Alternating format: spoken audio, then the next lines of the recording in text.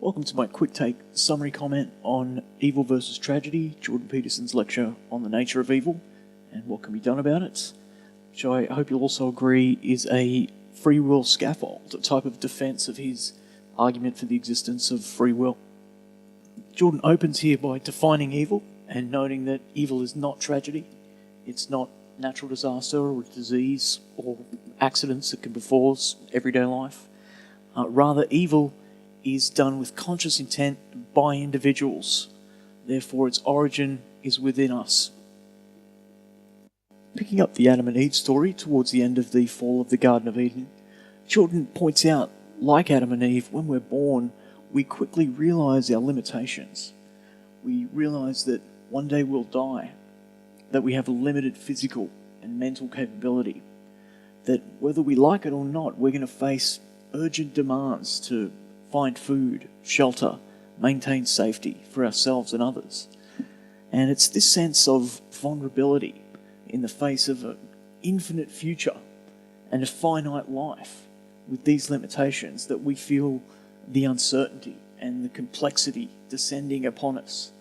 And it's this self-awareness of vulnerability, Peterson argues, creates the environment that precipitates resentment, anger, and evil. Continuing the Bible theme, he points to the Cain and Abel story. These are two humans facing the same uncertain future, where one chooses to live responsibly, work hard, make genuine sacrifices when asked by God, and the other doesn't. And when Cain goes to God, it says, "Why am I out of favour? Why is nothing working out for me?" God looks down and tells him what he doesn't want to hear, which is that sin is a predatory cat waiting to pounce at your door, and it's up to you to master it. So, not wanting to hear that, Cain responds with anger, resentment, and murders his brother. Peterson points out that given the right time period and life, we too would be capable of this murderous evil. Only by learning about this monstrous side of our personalities and coming to integrate the shadow side of our persona into our character, can we be strong enough to see the malevolence around us and approach life with full confidence. Of course, knowing ourselves isn't enough. In the face of an infinite future of uncertainty and complexity, we lean on beliefs as the currency for managing the risk of tomorrow. Around their beliefs, we form social institutions, religion, and spirituality.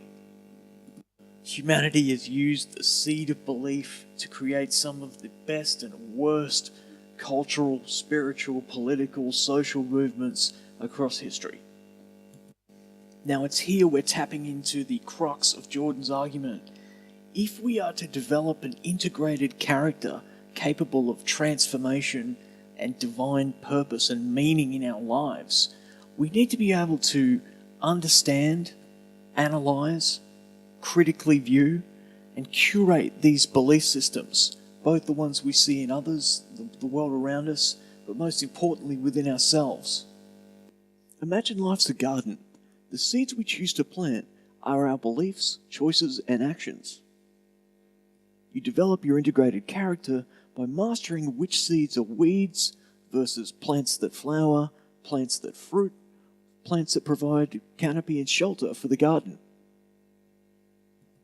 So let's say one season you decide you need a supercharged harvest, and you call on a friend who gets you some rocket fuel fertilizer you're able to put onto your seeds that you've planted. And what do you know? You get the harvest you're looking for.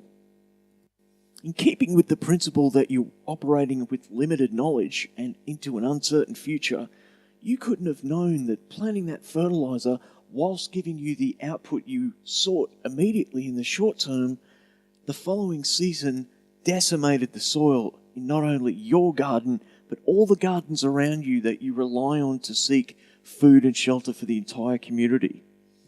This is Peterson's idea of karma, or as he describes, in cheating you tried to bend your reality in the moment, only to have it snap back at you somewhere down the line in a way that you couldn't predict. Game theory teaches us that no matter how well you play, or even how well you cheat, it's impossible to know how any given move is going to affect you or the other players at 2, 3, 4 levels deep into the game.